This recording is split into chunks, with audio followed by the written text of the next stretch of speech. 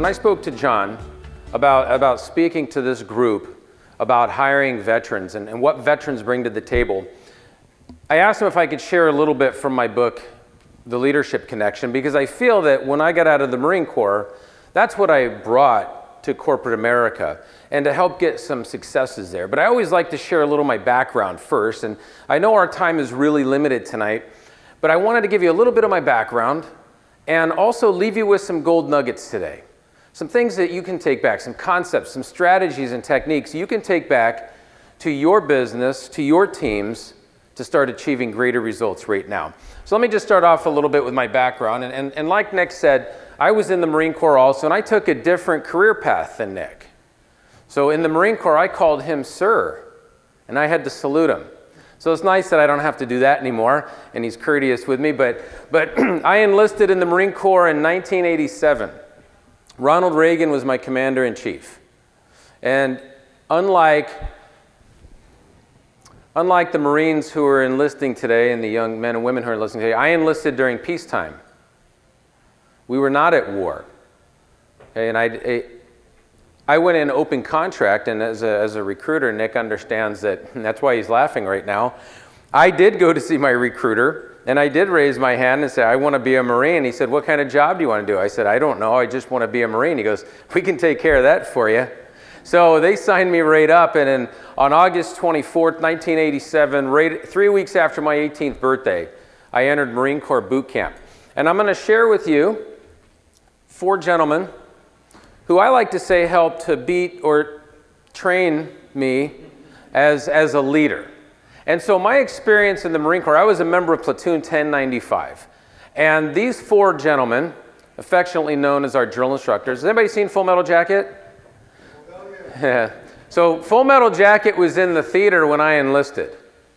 I saw Full Metal Jacket 3 to 4 weeks before I went in, and I came out and I said, either my recruiter missed something or I missed something. But no way it could be like that. There's just no way. But it was like that. Every day, 16 hours a week. And yes, I stepped off of the bus, and the yelling and the screaming and a few other things happened that I can't mention here. But almost immediately, it was leadership, leadership, leadership. So I'm going to give you your first gold nugget of the night. You can take this back and start to apply it. Corporate America tends to reserve leadership development for the top. That kind of makes sense. The Marine Corps starts it down here. And that's why their foundation of leadership is so strong. And if you ask any Marine who has served at any rank, why are they so successful? The answer is simple. They develop leaders from the ground floor up. So needless to say, I actually was an air traffic controller in the Marine Corps. So the AH-1 Cobras that he's talking about, I used to talk to them and think, I wish I could be in those. They're so cool looking. And when he says it's a 2-man aircraft, it is. It's about this thin, and they sit there like this, and it's amazing. So don't Google it right now because I'm speaking, but later Google AH-1 Cobra, and it's an amazing, amazing aircraft. But I was an air traffic controller, so I learned how to spin a lot of plates in a very stressful environment. And I was an air traffic controller in Yuma, Arizona, which is one of the busiest military airports in the world because we also controlled civilian traffic. But I learned a lot. And I served for 4 years, and I got out right after the first Gulf War. And so I was in when the first Gulf War broke out, and I remember the intense training. And it was at that point, on August 2nd of 1990, I was 1 day away from turning 21 years old. Anybody ever remember what they were doing when they turned 21? Some of you, if you don't remember, you really had a good time turning 21. But for me, it was August 2nd, and Kuwait had been invaded. And the organization that I was in during peacetime was no longer about to be at peacetime. And it was a big eye-opener for me. And it was at that point I realized how important it was to be following leaders and not managers. Not that there's anything wrong with managers. I've been a shift manager, a branch office manager, a vault manager, a facility manager. I just wrapped it in leadership so I could have greater results. And that's what I want to share with you. So after the Marine Corps, I used my GI Bill and I went to film school. So here's a Marine right out, going to film school in Southern California. There weren't a lot of guys there like me. But I was fired up, and I had my orders, and they gave me my curriculum, and they gave me my courses. And I ended up graduating and getting accepted to the University of Southern California. So I went to USC's film school. And from there, I went to work in the industry. And I started working at a company that was actually working on Independence Day. Remember the movie with the aliens that came to Earth and destroyed us and almost won? I actually got to work on that film in different capacities. That's when I entered the film industry. And it was great. So we're in about, hold on, there we go. Hold on, technical difficulties. Here, let me try this high-tech device. Okay, perfect. There we go. So I'm working in the film industry and things are going absolutely phenomenal. I'm actually living the dream. I served our country, I went to school, and I'm working in the film industry. It doesn't get any better than that, but it actually did on November 17th, 1995. In addition to all that, I met the girl of my dreams. And I was very excited about that. And we dated for 3 years. And on Halloween of 1998, we got married. And it's easy. It actually says Halloween 98 in here, so I never forget it. So I always know when the anniversary is coming up. Well, let me ask you this. Has anybody ever set a tough goal and life threw you a little curveball? Or is it just me? Now, let me ask you this question. What kind of goals would a newlywed couple set? Newly married, what kind of goals do you think we set? House. Buy a house, number one goal. Number two? Retirement. Retirement. I like the way Nick thinks. Retirement, kids, travel the world. What's that? Mercedes. A Mercedes. Nothing wrong with that. Yeah, I have the finer things in life. The last presentation I did, somebody said, stay married. That's a great goal. So I thought that was good. Well, needless to say, we set all those goals, but we had a curveball come our way. There we go. And 10 months after we were married, my wife was diagnosed with stage 3 non-Hodgkin's lymphoma. And they told us that it was very aggressive. And they told us that her chances for survival were very slim. They told us that she would never have children. They told us that they needed to start chemotherapy right away. So I left the film industry because I couldn't be her caregiver and drive and commute through Los Angeles. If you've ever commuted through Los Angeles, you get it. Yeah, I couldn't keep up with that. So a friend of mine had said, you know, there's an opportunity to make money and control your own schedule if you go into financial services sales. And I know there's a financial planner out there. Boy, was it tough, but I did it because I needed to. So I became Gina's caregiver. But interesting enough, her oncologist pulled me aside right before the first chemo. And he said, I need you to do something for me. I need you to keep her positive. I said, okay, I can do that. I can follow orders. I was in the Marine Corps. I can take orders. He said, it'll help her to fight back. It'll give her a better chance for survival. Well, through this, she went through 7 cycles of chemo and the cancer grew. On Valentine's Day of 2000, they found 2 more masses growing in her. So we admitted her to the Western Medical Center, and they said, we're going to do a month of radiation. And they gave her a month straight, every day of radiation, and the cancer kept growing. And by the way, she was 27 years old at the time. As the cancer grew, they admitted us, or sent us to the City of Hope in Duarte, California. And they said to us this, we're going to try one more form of chemotherapy. If it shrinks the cancer even a little bit, we'll admit you, and we'll do a stem cell transplant in the hopes that that will work. But if it doesn't shrink the cancer, you won't be here next year. And I was ordered by her first oncologist to keep her positive, and yet they're telling her she might not make it. She won't have children. So it was very, very tough. In fact, this picture here is Gina and I in the City of Hope. So she did get admitted to the City of Hope, but she was in a sterile room for 31 days. So if you went to see her, you had to scrub down and wear a mask because she had no immune system. So your mere presence in there could actually kill her if you weren't protective over taking care of yourself. And so she fought that and fought that and fought that. And in August of 2000, she went in remission, and she beat it. She actually beat the first bout of cancer. And I say first bout because she's a 4-time survivor. She's had breast cancer, melanoma, grain cell cancer. She's had breast cancer. So a lot of people say, why'd you move here from California? A lot of Minnesotans ask me that. A lot of Californians ask me, why did you move there? And we moved here because my wife's sister, who some of you met tonight, Sandy, moved out here 15 years ago. So we, in 2011, after her 4th diagnosis, packed up the family and packed up our business, and we moved out here to Minnesota. Now, interesting enough, we'd visited Minnesota throughout the years but we were never invited out in January and February. So we really never got to experience the full impact before we committed to move out here, but not that we would leave. So just to let you know, what kept her positive at that point? What did I tap into at that point? It was something that we tap into when challenging times are there, and it's our goals. It's what motivates us the most. And it was one day when she was laying in bed, almost lifeless, I asked her this question. When you're not sick anymore, do you want to go look for a house? So I moved the goal, that important goal, from the back burner. I just moved it up to see what would happen. And she actually sat up, and she started telling me what color the walls would be and what the backyard would look like, the bushes and the plants, and how we would decorate. And I thought, this is great. I have something here, a goal that motivates her. The only problem is we were broke. She had cancer, and we were in Southern California where the minimum house cost was $400,000. But I didn't let on to that. I just said, we're going to get it. We're going to get that house. So needless to say, we worked and worked and worked. We took that big goal, and we broke it into small-term goals. And we accomplished that big goal. In 3 years, we got our own home. But more importantly than that, I would take Gina out and I would talk to her about what a good mom I thought she was going to be. Even though the doctors said she would never have kids, I would take her out maternity clothes shopping. We never bought anything. She was never pregnant. And we would go out and look for little girl dresses and all this stuff. And I would just kind of keep those thoughts in her mind. You know, as leaders do with their teams, right? You keep them focused on a positive vision. And it was interesting because I'll never forget where I was. It was January 2nd of 2006.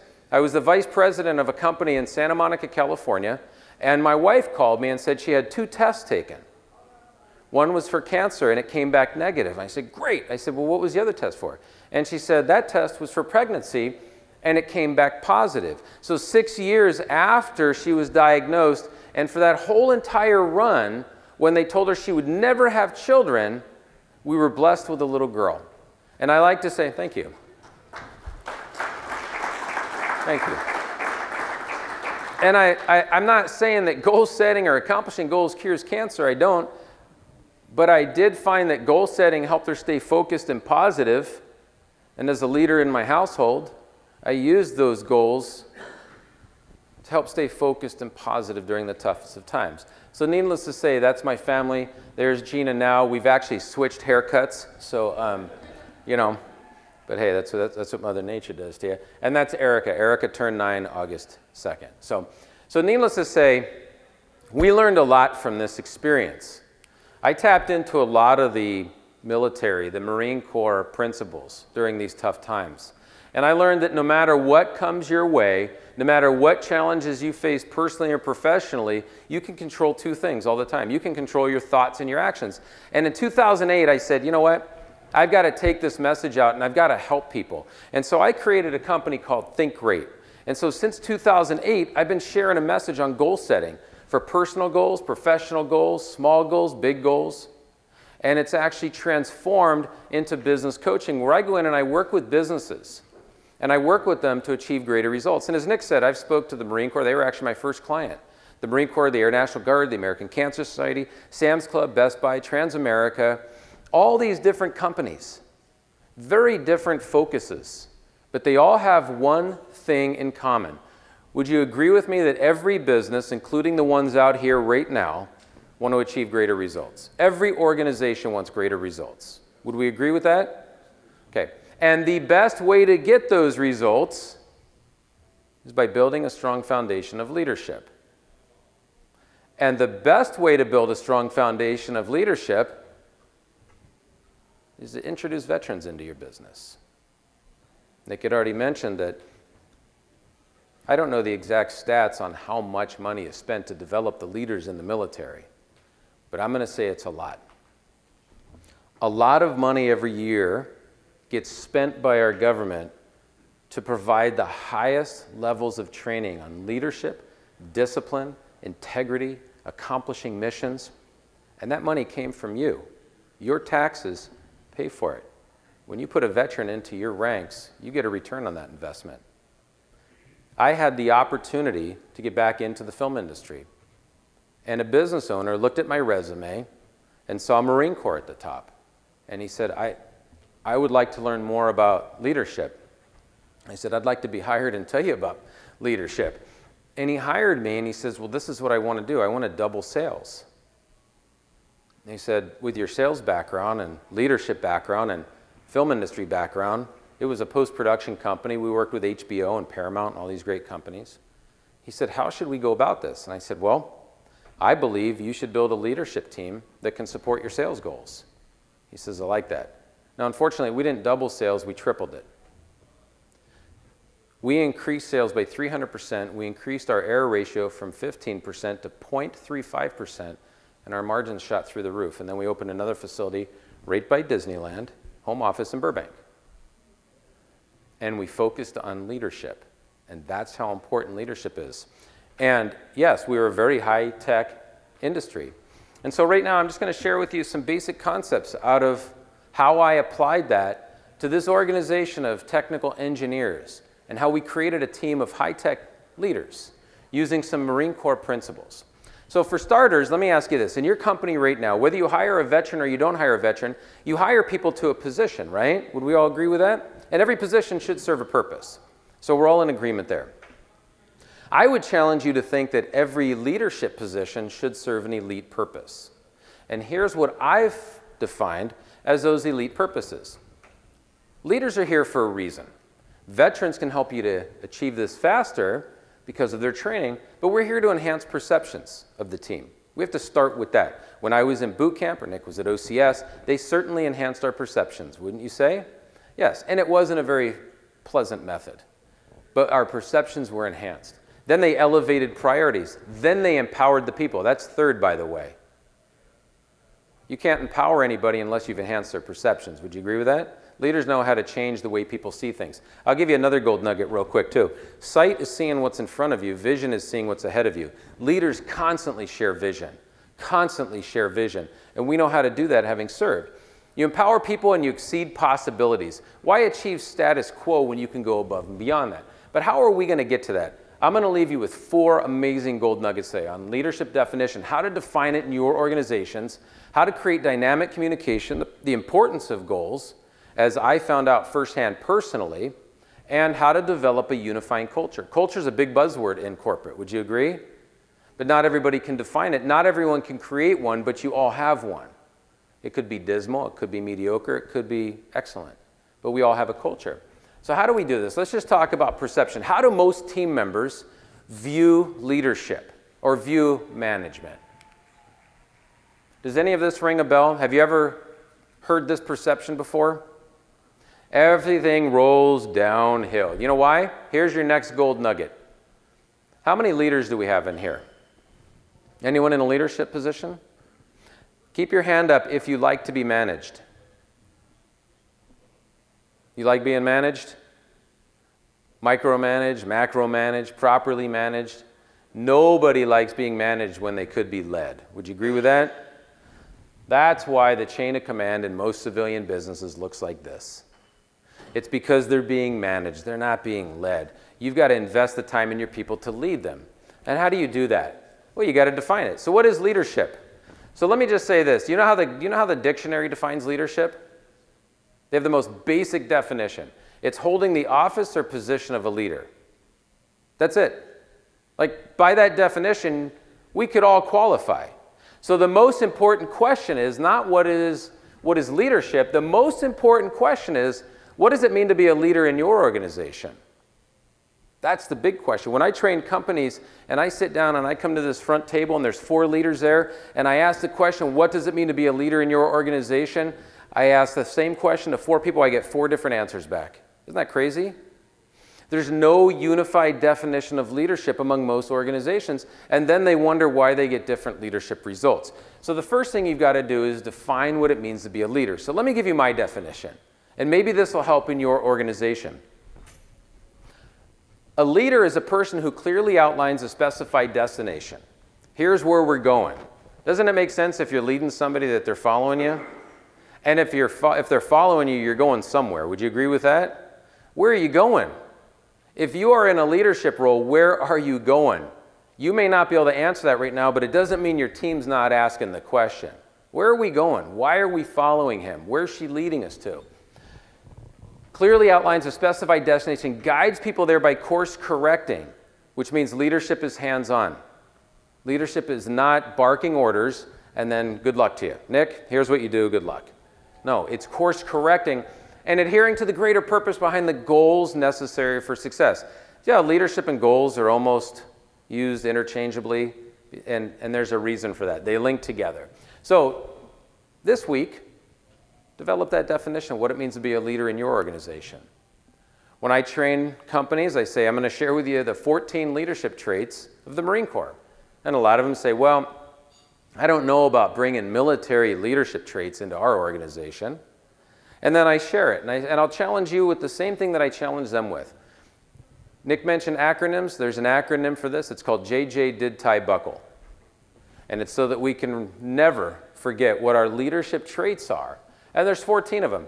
Tell me which ones you wouldn't want in your organization. Justice, judgment, dependability, initiative, decisiveness, tact, integrity. It'd be great to have a team with more integrity. How about enthusiasm? Wouldn't it be great to have a team with more enthusiasm, a bunch of go-getters?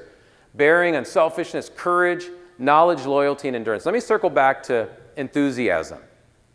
14 leadership traits. When we went to war, Nick, as you know, in a wartime, did you ever say to the new poolies, the new people going in, to your own Marines, you don't have to be enthusiastic right now? Absolutely 100% never. Was I enthusiastic to be sent in the humid desert to train in 115-degree heat and get gassed by our leaders? How enthusiastic was I? Inside, I really wasn't. It wasn't comfortable. It was very hot. Anybody been to Yuma?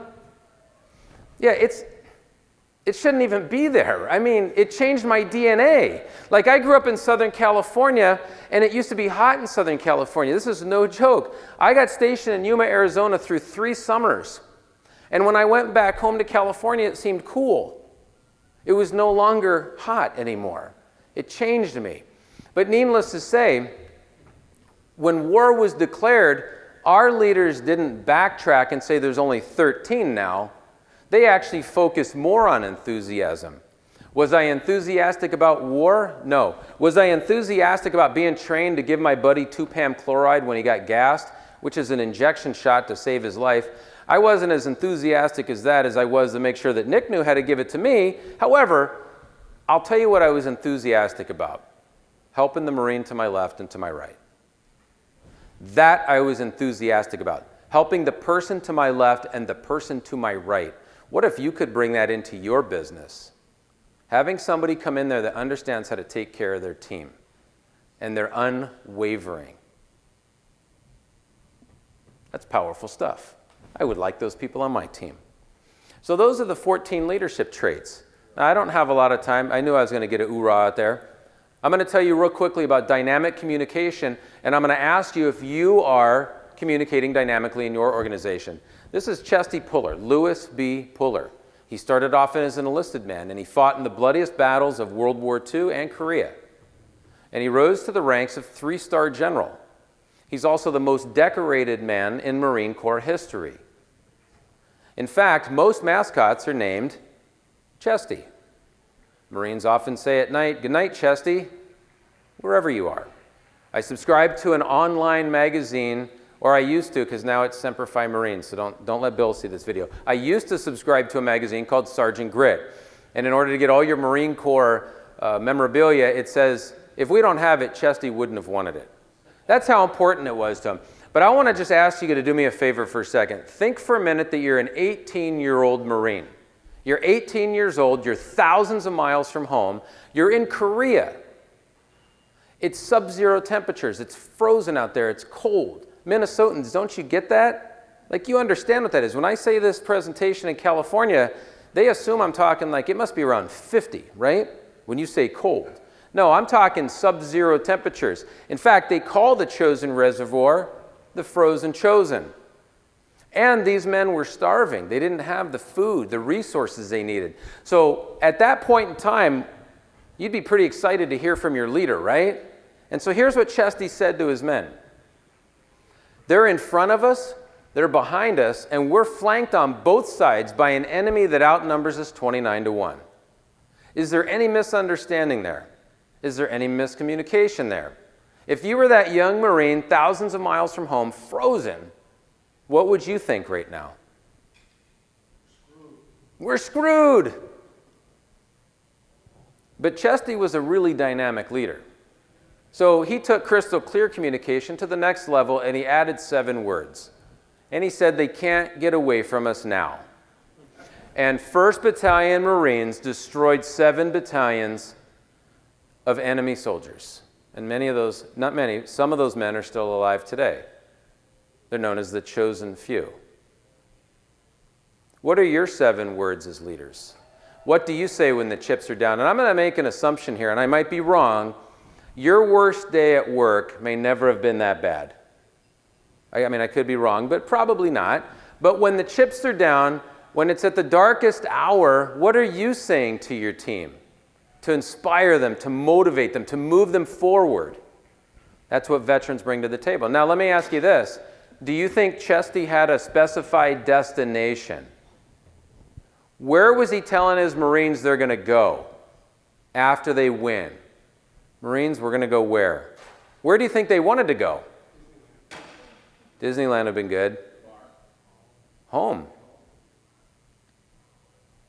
A leader clearly outlines a specified destination. Marines, we're going home. We're going to get you home. I would have followed him. We can't even imagine how horrible that situation was, or what a lot of these veterans went through and came back and are able to bring to your organization. All I did is build a leadership team at the media company. Built a leadership team, and we focused on achieving greater results. And I just didn't know how to fail. I always learned there was 2 options with anything, success and failure. And if you eliminate the option of failure, this is all that's left, and that's what I planned for. Okay? So I'm going to talk to you real quick about filling some gaps. How do leaders do that? I'm going to go back to goal setting. A leader without goals is like steps, is like a ladder without steps. You go nowhere. In your business, you're going to set important goals: financial, customer, team, operational, marketing, community goals. They're all going to fall in these categories somewhere. It's very important to your organization that you achieve these goals. Would you agree? But what goals are most important to team members? Their own personal goals. Oh yeah, Chesty didn't say, let's go get promoted. He said, let's go home. Wasn't that a personal goal? Let's get you home to your wives, your moms, your families. Personal goals. Did they have important goals for the corporation? Yeah. Take that hill. Win that battle. What was most important to those guys? Hey, Nick, let's get you home. Okay, I'll help you with that then. Leaders understand how to position goals. They understand the importance of goals. But the problem is that most people associate goals with New Year's resolutions. And I'm going to ask you to be a little interactive. This is a little bit of a quiet crowd. I think it's late at night, but I'm going to ask you to energize for a second. Help me out. I coach people on their personal goals, and I want you to help me out as we're getting ready to go into New Year's resolution season. Here's the top 3 personal goals set every year. I want to lose more, make more, and spend more time with. Most people set those goals. You know, they said this year 100 million Americans are going to set those same 3 resolutions. And according to statistics, by January 14th, 50 million of them stopped. By January 21st, 90 million have stopped. And by January 28th, before February rolls around, almost every single person that set a resolution has give up. And you know why? They may have written it on a little piece of paper and hit it, and they were done. And it's sad. If somebody could have got their fitness goals, their financial goals, and their family goals in check, how great would their life be? Those same people then try and set goals at businesses. But they need a formula, and I'm going to give you the formula. This is what I learned in the Marine Corps. I learned how to set and accomplish goals. And I did it by this acronym. I had to have an acronym in my own company name. So think GREAT. GREAT is G-R-E-A-T. Goals, reasons, expectations, actions, and tracking. How many people in here would love to be able to set and accomplish any goal? 2. Okay, great. So we're going to work on that. And let me ask you this. Have you ever set a goal and then realize there's a big difference between setting a goal and accomplishing it? What if you could set a goal and beyond a shadow of a doubt know that you would accomplish it? How good would that feel? We had to form this formula. Every time Gina had cancer, this is what we used. Every single time, because it kept us focused and positive. So it's goals, reasons, expectations, actions, and tracking, or more importantly, identify important goals. Attach powerful reasons to them. Not only do we need to win this battle, we need to get home. The reason was to go home. The reason was to be around family. The reason was just to live. The goals that you set personally or professionally are important, but the reasons are powerful. When I was Gina's caregiver, anybody been a caregiver in here before, taking care of somebody else? What person do you stop taking care of when you focus on taking care of someone else? Yourself. When I was Gina's caregiver, I stopped taking care of myself. I didn't eat right anymore. I stopped exercising. In fact, I was out in the field trying to sell financial services. I ate one big meal a night. It wasn't healthy because we lived in an 864 square foot apartment that I could not cook in because the smell of food made her deathly ill. So I ate out. Because we were broke, I ate at fast food. So let me ask you this. One big meal a day and then go into bed. What professional athlete follows that regiment? There's only one. He eats one big meal and then sleeps. A sumo wrestler. Yes, that was the training course I was on. It wasn't a good look for me. But that was the path I was following. So I put on a lot of weight. I set an important goal. I'm going to lose 16 pounds in 90 days. Here's my reasons. Right after my wife went into remission, my father passed away. 6 months later, he died of adult onset diabetes from his weight. And so my reason, would you agree losing 16 pounds, that's an important goal. But my reason was I didn't want to die like my father did. That was a powerful reason. And then I added to it. I want to be here for my wife. I want to be here for my daughter. I want to start a company someday. I want to impact lives someday. All of a sudden, my list of reasons started to grow. And my goal became inevitable. But I also had to set high expectations. I had to give some stuff up. I had to give up fast food. I had to give up a frozen ding. Anybody ever eat a Hostess frozen ding dong? Who has? Don't go eat that. Not good for you. But boy, does it taste good. And I had to get rid of those. I had to sacrifice those. I also had to take all of the actions and I had to track everything I did. How many people love being held personally accountable for things? yeah, like no one. But the more accountable you are, the closer you move to your goal. I had to use personal accountability. I had a friend track my weight loss. I put $100 in an envelope and I gave it, I set it aside for my best friend, Lewis. And I said, Lewis, every week I want to lose 2 to 3 pounds, and if I don't lose it, you get the envelope. Guess who became very motivated to help me track my goal? Lewis. In fact, he wanted to be there when I weighed in. And I was like, no, I've known you since I was 11.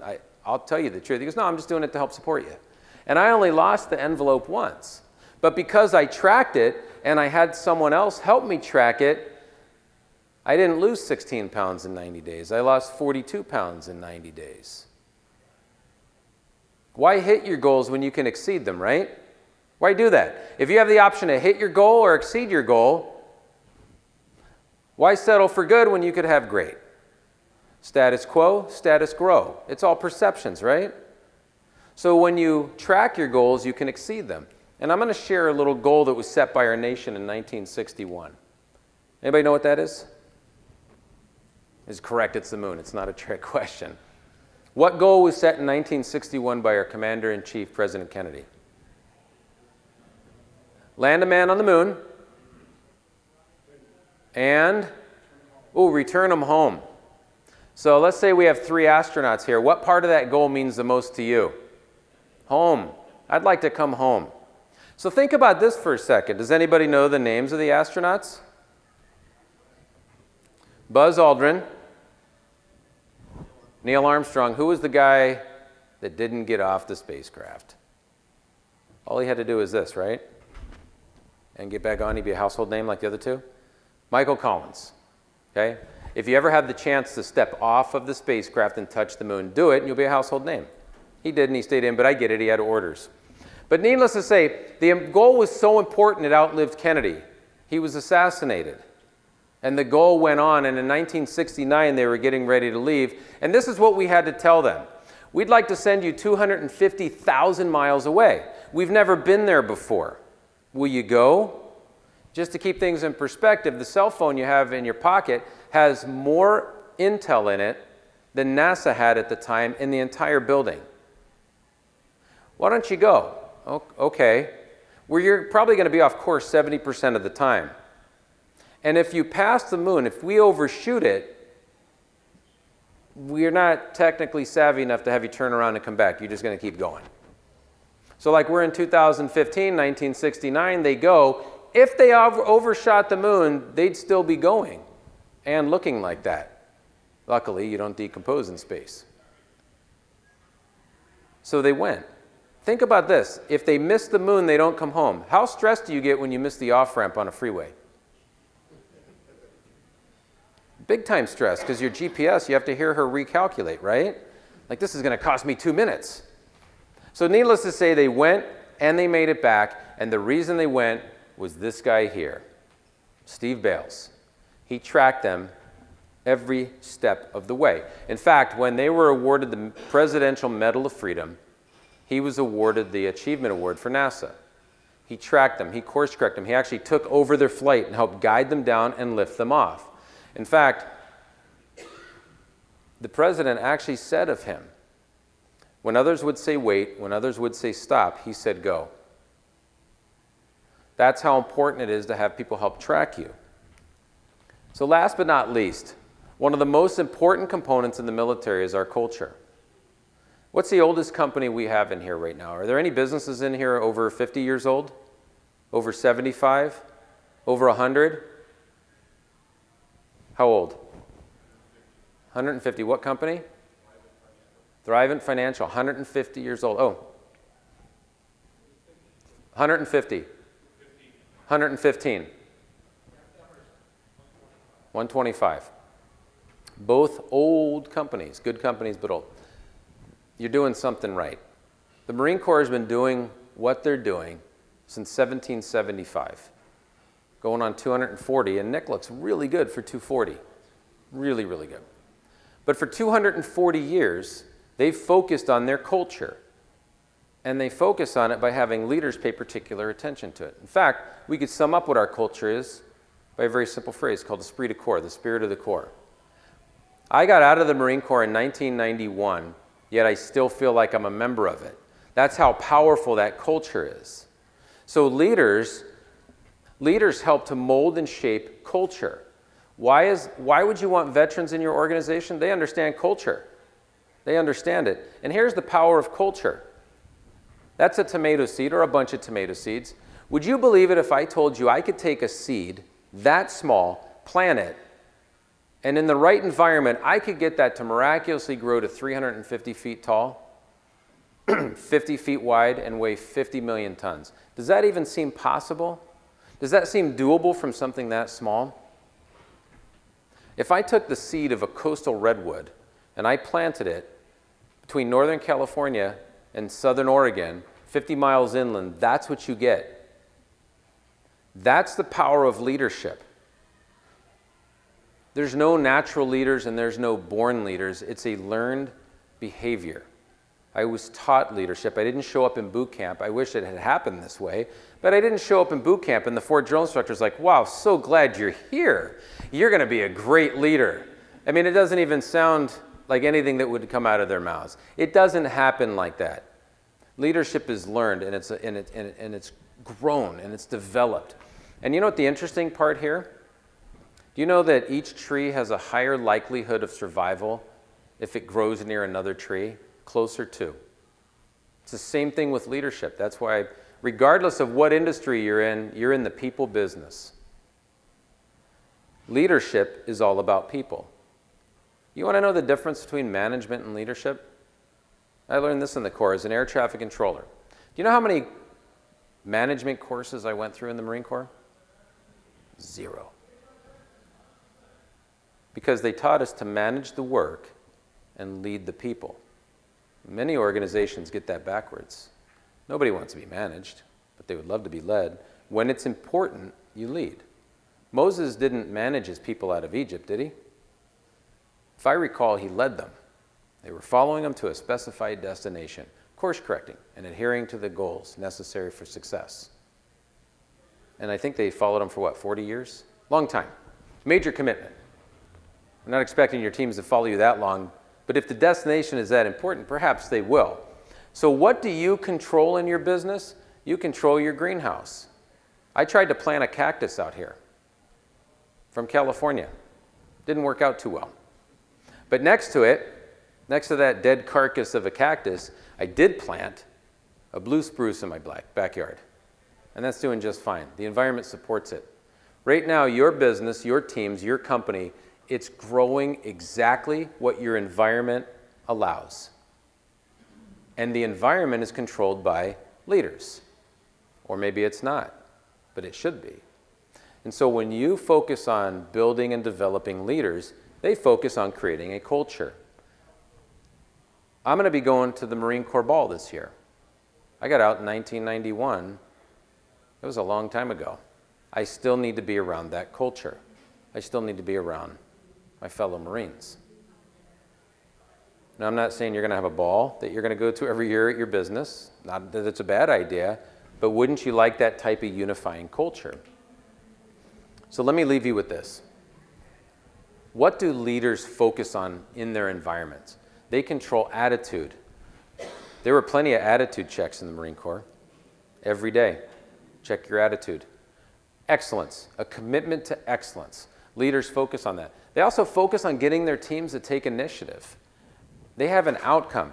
I don't know if Nick agrees with me on this, but I didn't like everything I experienced in the Marine Corps. Not everything was pleasant. I didn't like the gas chamber. How many people have gone through the gas chamber? That was not pleasant, and that's something your recruiters don't run by you, Nick. Hey, also when you're in there, you're going to go through the gas chamber. So maybe they did, but I didn't catch that. That was not a pleasant experience. But there was an outcome. There was a purpose for it. Everything that is done in your organization by your leadership team needs to serve a purpose. And last but not least, leaders need to be unwavering. You never know what's coming in your organization, in their personal lives. They need leadership that is unwavering. Tonight, I agree with John, I agree with Nick. I would love to see the employment rate drop or the unemployment rate drop for veterans. I want to do my part to help that. I just want to encourage you that I've taken my military skills, and I served a lot less than Nick did. I served for 4 years, and I was able to take those skills into a business and transform it. When the leadership team is ready for great results, look for leaders who can help deliver that. And you can make that link between leading and succeeding beyond your wildest dreams. And I hope you really take a close look at bringing veterans into your ranks. Thanks so much. I appreciate it.